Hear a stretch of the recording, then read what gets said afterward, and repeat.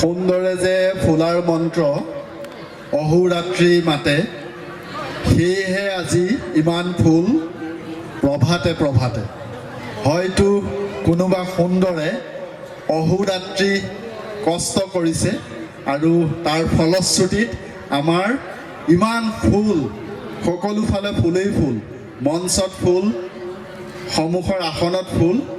এই সন্মুখত এতিয়া যদিও প্ৰভাত নহয়, আমাৰ ফুলে ফুলে জাতিষ্কাৰ হৈ পৰিছে এই অঞ্চলবাসী, এই গাঁওবাসী। আমাৰ গোটেই সভাগৃহটো নহয়, গোটেই অঞ্চলটো এটা পুণ্য ধামত পৰিণত হৈছে বুলি মই ভাবিছোঁ। গতিকে আপোনালোক সকলোলৈকে কৃতজ্ঞতা জনাইছোঁ। এইবাৰ আহিছোঁ আপোনালোকে অতি আগ্ৰহেৰে ৰৈ থকা মাননীয় কেন্দ্ৰীয় মন্ত্ৰী মহোদয়ৰ বক্তৃতা শুনিবলৈ। তাৰ আগতে আপোনালোকক মই তেওঁৰ সম্পৰ্কে দুষাৰ ক'ব খুজিছোঁ, কিয়নো আপোনালোকক তেওঁ পৰিচয় কৰাই দিয়াৰ কোনো প্ৰয়োজন নাই।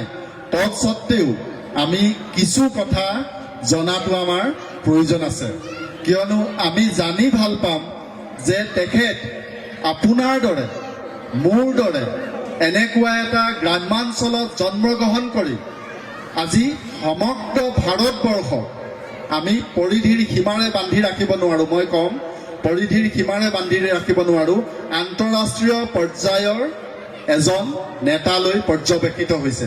আমি সুখ পাইছোঁ যে আমাৰ নিচিনা ভূমিৰ পৰা জন্ম হৈ তেওঁ পৃথিৱীৰ ইপাৰ সিপাৰ অতিক্ৰম কৰিবলৈ সমৰ্থ হৈছে।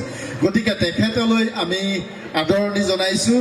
তেখেত মুলুক গাঁৱৰ পৰা জন্ম হৈ বিদ্যাকতা হাইস্কুলত তেওঁ পঢ়িছে, ডিব্ৰুগড় ডন বক্সত পঢ়িছে, ছাত্ৰ সন্থা কৰিছে। তেতিয়াৰ ছাত্ৰ সন্থাৰ দিনৰ তেওঁ এজন সবল নেতৃত্ব প্ৰদান কৰিছে। কেৱল এদিন দুদিন নহয়, 20 বছৰ একাধাৰে নিৰৱচ্ছিন্নভাৱে 20 বছৰ ছাত্ৰ সন্থাৰ মজিয়াৰ পৰা তেওঁ দেশৰ সেৱা কৰিছে। উত্তৰ পূৰ্বাঞ্চলৰ ছাত্ৰ ফেডাৰেশ্যনৰ তেওঁ নেতৃত্ব বহন কৰিছে। তাৰ বহু পিছতহে তেওঁ ৰাজনীতিলৈ আহিছে।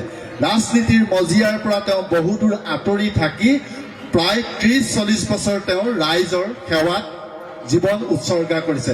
তেওঁ বিধায়ক হৈছে, সাংসদ হৈছে, মুখ্যমন্ত্ৰী হৈছে, অন্যান্য মন্ত্ৰীৰ দায়িত্ব লৈছে। অসমৰ হৈ তেওঁ মুখ্যমন্ত্ৰী 5 বছৰে সবলভাৱে অসমৰ পৃথিৱীৰ আটাইতকৈ ডাঙৰ দুৰ্যোগৰ সময়খিনিত তেওঁ অসমৰ মুখ্যমন্ত্ৰী হিচাপে প্ৰতিনিধিত্ব কৰিছে। তাৰপিছত সম্প্ৰতি তেওঁ কেন্দ্ৰীয় মন্ত্ৰী হিচাপে এতিয়া হৈ আছে। কেন্দ্ৰীয় মন্ত্ৰীৰো তেওঁ আপোনালোকে আমি কিমান বিদিত নাজানো, যি দপ্তৰত তেওঁ সম্প্ৰতি অধিষ্ঠিত হৈছে, তেনেকুৱা দপ্তৰ আজিৰ তাৰিখত অসমৰতো নালাগে, ভাৰতৰ অন্যান্য আমি যিমান দূৰ জানো তেনেকুৱা সবল নেতৃত্ব প্ৰদান দপ্তৰ, নিজৰ দপ্তৰক সবল নেতৃত্ব প্ৰদান কৰিব পৰা হয়তো মন্ত্ৰী বিৰল। বিশেষকৈ আয়ুষ যিটো দপ্তৰ, আয়ুষ দপ্তৰটো তেওঁ ইমান নিয়াৰিকৈ পৰিচালনা কৰিছে। খুব কম সময়ৰ ভিতৰত গোটেই আয়ুষ বিভাগটোকে তেওঁ পৃথিৱীৰ অন্যান্য প্ৰান্তলৈ তেওঁ ঠেলি লৈ গৈছে। আৰু বিশেষকৈ কভিডৰ সময়ছোৱাত তেওঁ মৰিচাছৰ নিচিনা দেশক ভাৰতৰ পৰা প্ৰতিনিধিত্ব কৰাইছে। ভাৰতৰ আমাৰ আয়ুৰ্বেদৰ যি প্ৰতিষেধক ঔষধ হৈছে, সেই ঔষধ মৰিচাছলৈ প্ৰেৰণ কৰিছে। আমাৰ যিটো জাহাজ বন্দৰ দপ্তৰ আছে, সেই দপ্তৰটো খুব কম সময়ৰ ভিতৰত, তেওঁ কাৰ্যকাল সমাপ্ত হ'ব হোৱা নাই যদিও এতিয়াও সম্পূৰ্ণ হোৱা নাই, ইমান কম সময়ৰ ভিতৰত তেওঁ সাগৰমালা নামৰ যিটো কাৰ্যসূচী লৈ আছে, হয়তো আমি সকলোৱে নাজানো সাগৰমালাৰ কিমান কাৰ্যসূচী এতিয়া হৈ আছে, আমি হয়তো আপোনালোকে জানিলে আচৰিত হ'ব।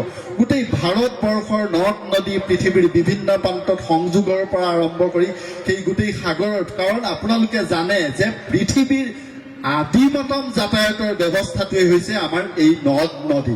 পৃথিৱীৰ আদিমতম যদি সভ্যতা সংস্কৃতিৰ বাহক, যি এতিয়াও আমাৰ সংস্কৃতি, যি এতিয়াও আমাৰ বুৰঞ্জী, যি এতিয়াও আমাৰ অতীত যদি কোনোবাই কঢ়িয়াই লৈ আহিছে, সেইখিনি হৈছে এই নদ নদী সাগৰখিনি।